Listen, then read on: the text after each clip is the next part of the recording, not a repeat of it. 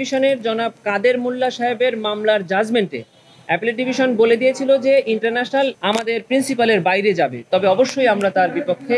মাননীয় বিচারপতি মহোদয়রা দেখলেন যে এই মামলাটি ফুল বেঞ্চে শুনানি করা প্রয়োজন। আপনারা জানেন আজকে সুপ্রিম কোর্টের আপিল বিভাগে জনাব এটিএম আজহারুল ইসলাম সাহেবের মামলার নির্ধারিত তারিখ ছিল। আপনারা জানেন যে জনাব এটিএম আজহারুল সাহেবের মামলায় দুটি পক্ষ, একটি হলো এটিএম আজহারুল ইসলাম বনাম দি চিফ প্রসিকিউটর। চিফ প্রসিকিউটরের পক্ষে আন্তর্জাতিক অপরাধ ট্রাইব্যুনালের চিফ প্রসিকিউটর কার্যালয়ের পক্ষ থেকে আমরা মাননীয় আপিল বিভাগে এই মামলার শুনানিতে উপস্থিত ছিলাম। এই মামলার কার্যতালিকায় যখন শুনানিতে আসলো তখন মাননীয় বিচারপতি মহোদয়রা দেখলেন যে এই মামলাটি ফুল বেঞ্চে শুনানি করা প্রয়োজন। এ বিষয়ে আইনজীবীদের মতামত জানতে চাইলেন। আমাদের পক্ষ থেকে আমরা বলেছি যে ফুল বেঞ্চে হতে পারে বা এক্সিস্টিং যে বেঞ্চ আজকে আছে সেটিতেও হতে পারে। প্রসিকিউশনের বা অ্যাটর্নি জেনারেল অফিসের এ বিষয়ে কোনো বাধা নেই বা মতপার্থক্য নেই।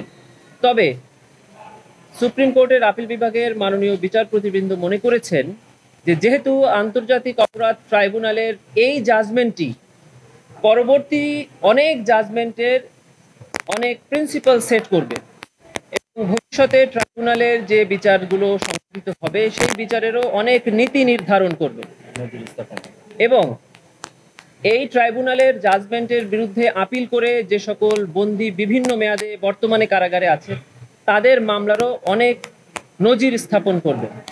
এজন্য সুপ্রিম কোর্ট মনে করেছেন যে ফুল বেঞ্চে এটি শুনানি হওয়া উচিত এবং 7 জন জাজেসদের মধ্যে প্রত্যেকেরই উপস্থিত থাকা উচিত।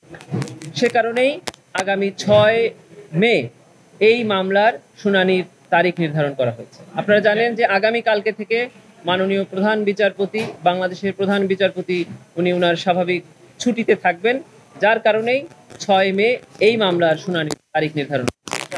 আমরা যতটুকু এর আগে লিভ গ্রান্টিং পিটিশনে এটিএম আজহার সাহেবের মামলার আইনজীবীর পক্ষ থেকে যে শুনানিগুলো উপস্থাপন করা হয়েছে তার মধ্যে ওনারা মোটা দাগে একটি গ্রাউন্ডই তুলে ধরেছিলেন, সেটি হলো আন্তর্জাতিক অপরাধ ট্রাইব্যুনালে ইতোপূর্বে যে জাজমেন্টগুলো হয়েছে সেখানে একটি প্রিন্সিপাল সেট হয়েছে, সেটি হলো এই ট্রাইব্যুনালে ইন্টারন্যাশনাল যে ডেফিনেশন অফ ক্রাইমস সেগুলো প্রযোজ্য হবে না। এইটির উপরেই ওনারা মোটা দাগে এমফ্যাসিস দিয়েছিলেন। আমরা বলেছি যে এই ম্যাটারে প্রসিকিউশনের পক্ষ থেকে কোনো আপত্তি নেই, কারণ হলো যে এটি একটি ইন্টারন্যাশনাল ক্রাইমসের বিচার করা tribunal.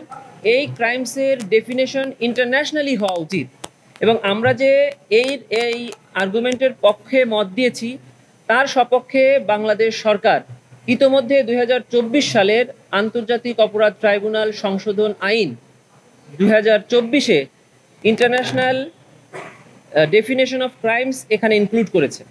Systematic and wide spread দুটি শব্দ যেটি রোম স্ট্যাটিউটে বলা আছে সেটি রোম স্ট্যাটিউটের যে অংশ এই মামলার ক্ষেত্রে প্রযোজ্য সেটি ইনক্লুড করেছে, করে আইনকে সংশোধন করে একটা ইন্টারন্যাশনাল স্ট্যান্ডার্ড দিয়েছে। আমরা এর আগের বিচারে এই ট্রাইব্যুনালের আইনের ব্যাপারে যত লেকুনাগুলো বলেছি, দুর্বলতার কথা বলেছি, সকল দুর্বলতা 2024 সালের অ্যামেন্ডমেন্টে বর্তমান সরকার এই দুর্বলতাগুলো মুক্ত করেছে এই আইন থেকে। সেজন্যই আমরা এই পয়েন্টে জনাব এটিএম আজহার সাহেবের আইনজীবীর পক্ষে দ্বিমত পোষণ করিনি। তবে 6 মে উনাদের নতুন কোনো আর্গুমেন্ট যদি থেকে থাকে যেটি আমাদের এই ট্রাইব্যুনালের পরবর্তী বিচার, পরবর্তী আসামিদের ক্ষেত্রে আমাদের প্রিন্সিপালের বাইরে যাবে, তবে অবশ্যই আমরা তার বিপক্ষে এবং আমাদের যেটি আমাদের গভর্নমেন্ট এবং আইনের জন্য প্রযোজ্য আমরা সেক্ষেত্রে দ্বিমত পোষণ অবশ্যই করব।